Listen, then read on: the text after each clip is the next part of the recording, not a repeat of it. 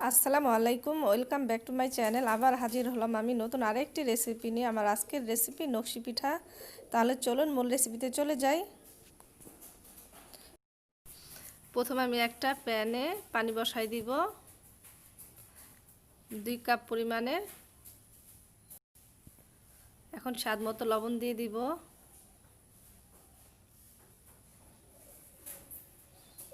পানিটা বলক চলে আসছে। আমি এখানে 1.5 কাপ পরিমাণের চালের গুঁড়া দিলাম। এটা আতপ চালের গুঁড়া, আপনারা চাইলে সিদ্ধ চালের গুঁড়া দিয়েও করতে পারেন। আমি এখন 5 মিনিটের জন্য ঢাকা দিয়ে রাখবো। 5 মিনিট পর চলে আসলাম এবং ঢাকনাটা খুলে ভালোভাবে নাড়া দিয়ে চালের গুঁড়াটা সিদ্ধ করে নিলাম। জালটা অবশ্যই লো মিডিয়াম দিয়ে সিদ্ধটা করতে হবে।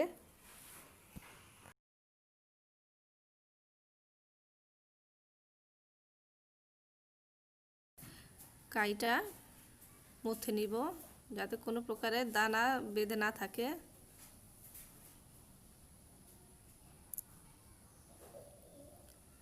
জাস্ট আমরা চালের গুঁড়ার যে রুটি বানাই ঠিক ওরকম একটা কাই তৈরি করে নিব।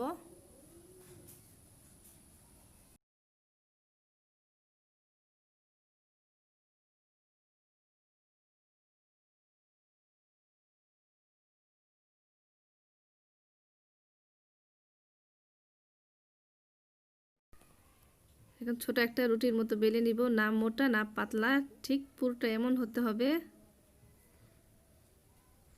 এখন আমি উপরে তেল মাখিয়ে নিলাম। পিঠা বানানোর যন্ত্রগুলো কাঠি, 3 কাটা এবং 2টা চিরুনির কাটা।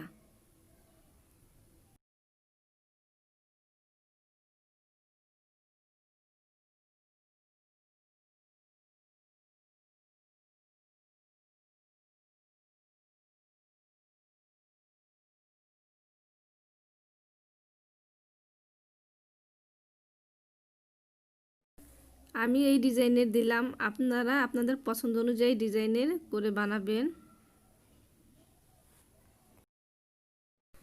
জাস্ট হাতটা ঘোরালেই হয়ে যাবে, এদিক থেকে ওদিক করলে পিঠা হয়ে যাবে, পিঠার ডিজাইনটা।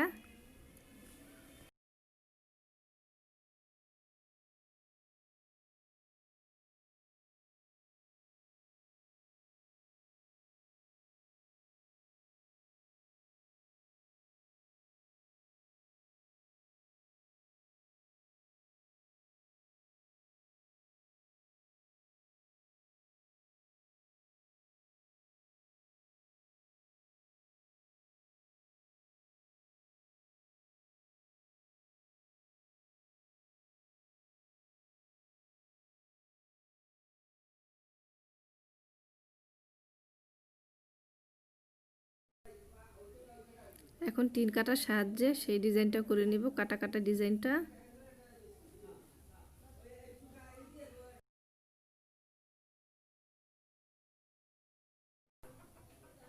তৈরি হয়ে গেল পিঠা। আমি আরেকটা ডিজাইন দেখিয়ে দিব।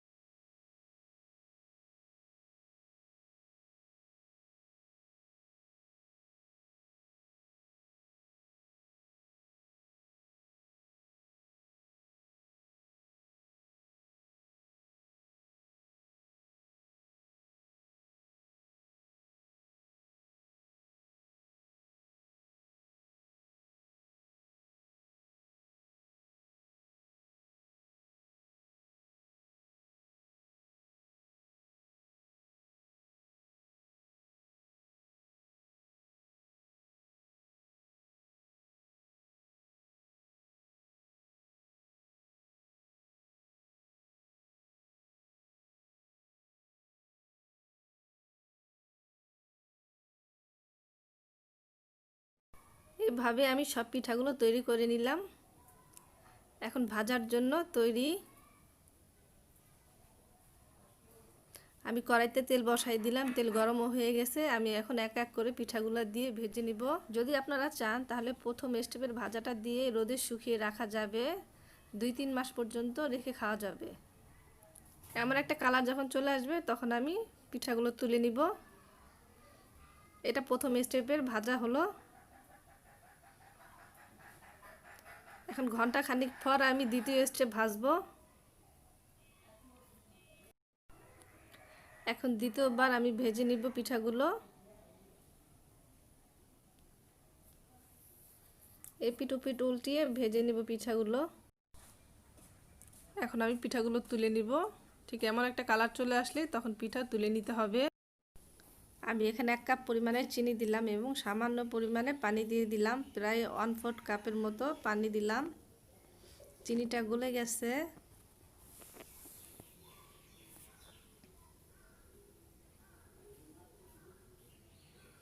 যখন এই পর্যায়ে আসবে তখন পিঠার উপরে শিরাটা আমি ঢেলে দিব। আজকের রেসিপিটি যদি ভালো লেগে থাকে সেই সাথে অনুরোধ রইল আমার চ্যানেলটি সাবস্ক্রাইব করার জন্য এবং পাশে থাকা বেল আইকনটি বাজিয়ে রাখুন, যাতে আমার প্রতিটি রেসিপির আপডেট আপনারা পেয়ে যান। আজ এই পর্যন্তই, আবার নতুন কোনো রেসিপি নিয়ে হাজির হব। আল্লাহ হাফেজ।